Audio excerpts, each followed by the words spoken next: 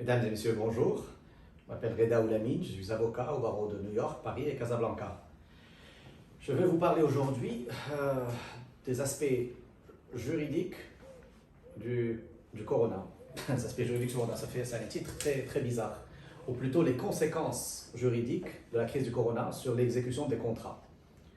Je pense plus particulièrement aux contrats commerciaux, mais pas exclusivement.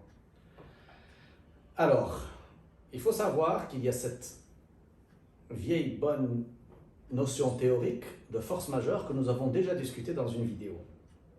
Seulement, nous l'avions discutée au début de la crise du corona. Et comme c'est une théorie qui, en temps normal, est très peu usitée, donc elle n'avait pas trop vocation à être connue, que ce soit par les particuliers, les commerçants, les professionnels ou même, malheureusement, même par les gens du droit.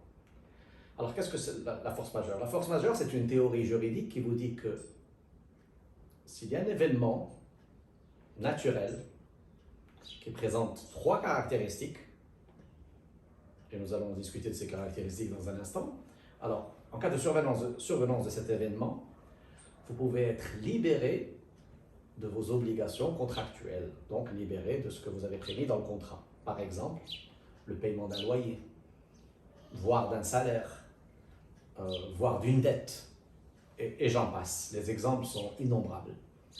Alors, quels sont ces éléments, ces caractéristiques de la force majeure? Elle a trois caractéristiques.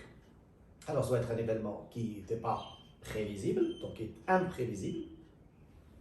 Par exemple, le corona, la crise du corona, qui doit être extérieur, c'est-à-dire que cet événement ne doit pas trouver sa source dans l'une des parties, hein.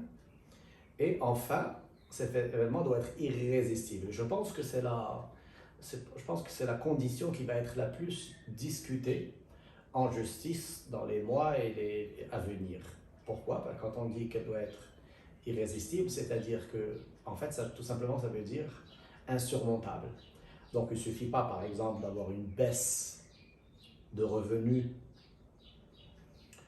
une baisse du chiffre d'affaires pour dire qu'on ne peut plus payer ses obligations. Il faut vraiment que ce soit complètement insurmontable, qu'on soit complètement la tête sous l'eau pour que l'on puisse aspirer à être libéré de ses obligations.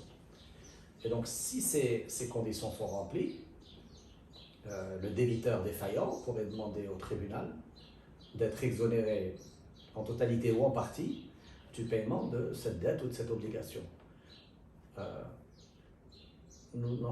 C'est vrai qu'un an et demi après, nous n'en sommes relativement qu'au balbutiement judiciaire de l'application de la théorie.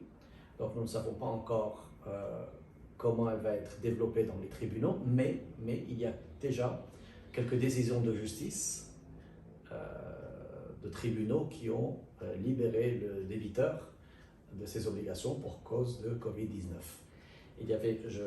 J'insiste sur le fait qu'il y avait une incertitude parce que certains magistrats ayant une vision un peu plus rigoureuse de la théorie, de la chose,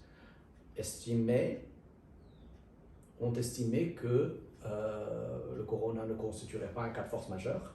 Je reste persuadé, convaincu qu'il l'est. Par exemple, comment voulez-vous que le locataire gérant d'un hôtel paye son loyer alors qu'il a un taux d'occupation de 0%. Voilà. Donc, cette théorie de la force majeure et des conséquences de la crise du Covid-19 sur l'exécution des contrats reste à suivre. C'est une affaire à suivre. Et je vous invite à nous poser toutes questions que vous auriez sur notre site ci-dessous. Merci.